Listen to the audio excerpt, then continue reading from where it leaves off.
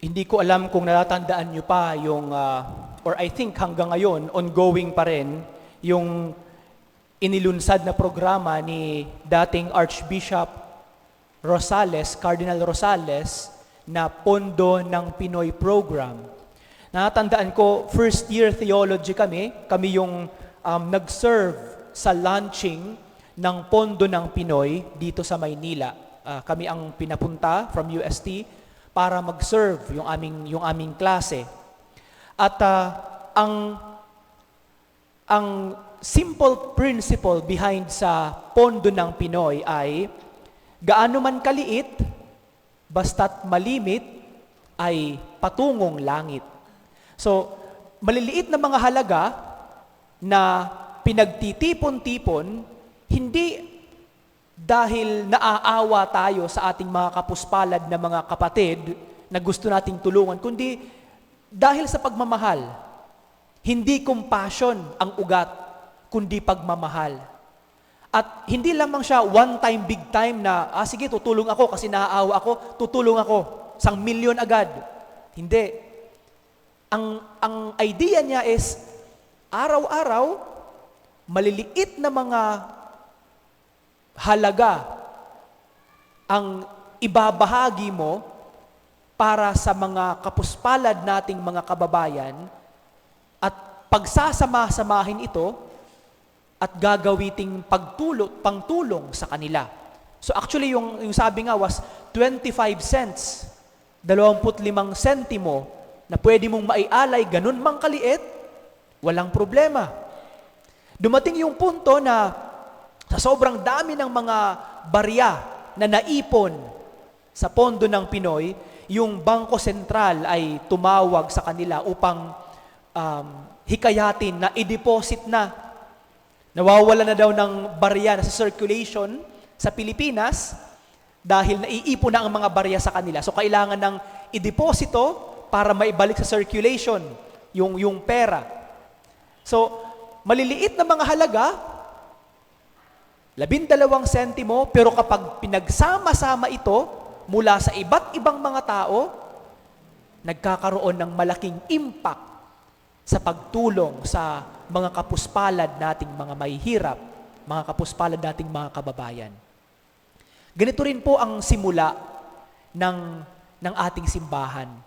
Nagsimula tayo sa maliliit na mga pamayanan nung ipinadala ang mga alagad sa buong mundo ng ating Panginoon, pagkaakyat niya sa langit. Nagsimula sa mga maliliit na mga pamayanan ng mga Kristiyano, na kung saan ibinahagi ng mga apostol ang kanilang karanasan kay Jesus, itinuro nila sa mga maliliit na mga pamayanan na ito ang mga bagay na natutunan nila mula kay Jesus. At mula sa mga maliliit na mga pamayanang ito, lumaganap ang pananampalatayang Kristiyano. At ito na ang ating natutunan at naging relihiyon hanggang sa panahong ito. Gaano man kaliit kapag ito ay pinagsasama-sama at binabasbasan ng Diyos ng kanyang pagmamahal, ay lumalaki. Madalas po nagiging, hindi naman siguro problema, kundi madalas naiisip natin na yung naitutulong ko, maliit lang, walang impact. Ano ba ang magagawa ko? Wala naman akong kaalam-alam tungkol sa simbahan.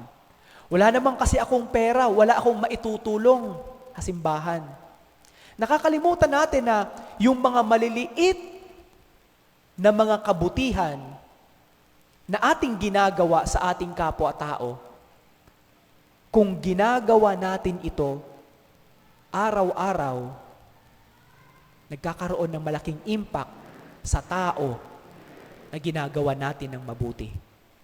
Kaya siguro ito ang magandang paalala sa atin ng Ebanghelyo ngayon, ang talinghaga na sinabi ni Jesus sa kanyang mga alagad.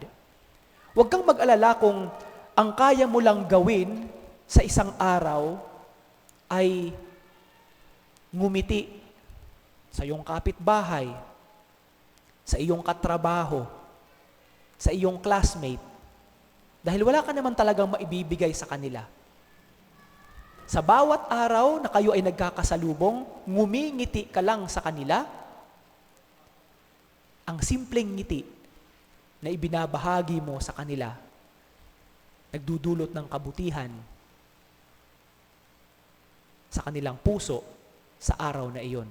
At kung araw-araw ginagawa mo ito, hindi lamang sa iisang tao, kundi sa lahat ng tao na yung nakakasalamuha at nakakasalubong, nagkakaroon ito ng halaga sa kanila. Huwag kang mag-alala kung ang kaya mo lang gawin ay magdasal lamang. Father, dasal lang po ang kaya ko. Huwag mo lang sabihing dasal lang. Dahil napakalaki ng halaga ng iisang dasal na ginagawa mo para sa isang kaluluwa na isinasama mo sa iyong intensyon. Ito siguro mga kapatid ang pwede nating pagnilayan sa Ebanghelyo ngayon. Ano yung mga maliliit na mga bagay, mga gawain na kaya mong gawin sa araw-araw? Pwedeng simpleng ngiti, pwedeng isang maikling panalangin, pwede sigurong isang simpleng good morning, good afternoon, or good evening. Isang simpleng pagbati. O di kaya ay isang malamig na tubig na iniaalay natin sa mga tao na nakapalibot sa atin. Gaano man ito kaliit, basta't malimit nating ginagawa, hindi lamang sa isa, kundi sa lahat ng mga tao na ating nakakasalamuha, nagiging mahalaga, hindi lamang sa kanila, kundi maging sa Diyos na nakakakita ng iyong ginagawa.